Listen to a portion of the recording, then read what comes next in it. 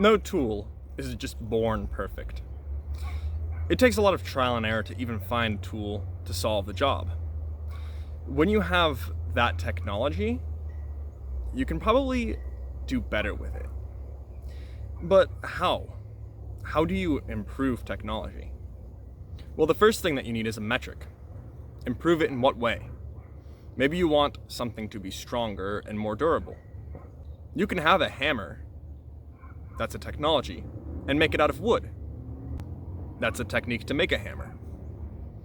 But wood is pretty malleable, and it can be used for a while as a hammer, but it will break eventually. If you make a hammer out of metal, well, it's going to last a lot longer. That'd be an improvement just by changing the material. But there's a lot of different types of hammers. The shape of the head, and if it has the two little prongs in the back to rip out nails, those are improvements. You'd have one single tool that can either be used to smash something, or it can be used to rip out nails and smash something, or hit nails in. If you make the handle encased in a rubber material, that'll make it more ergonomic, less painful to hammer stuff in.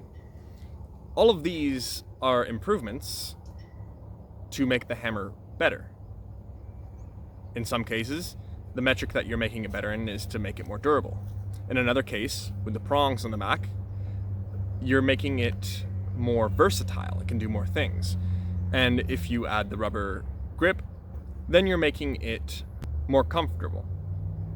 So improving a tech is all about the metric that you're trying to improve towards.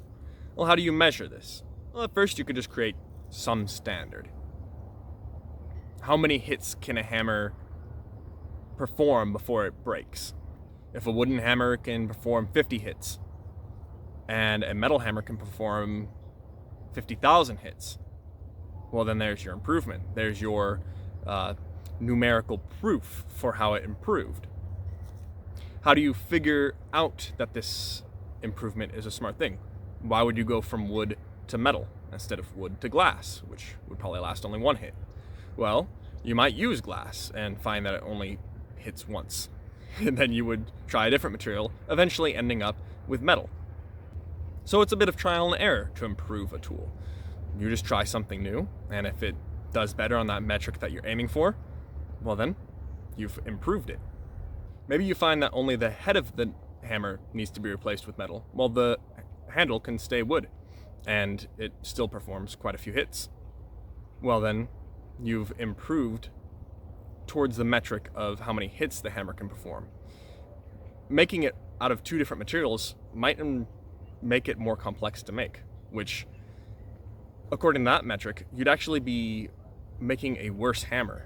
You'd make less hammers per day if you were a hammersmith. You would have to source two different materials. So an improvement in one direction doesn't always mean a total improvement all around. But when you improve towards one metric and become worse in a different way, well, that's a trade-off, and sometimes that's worth it.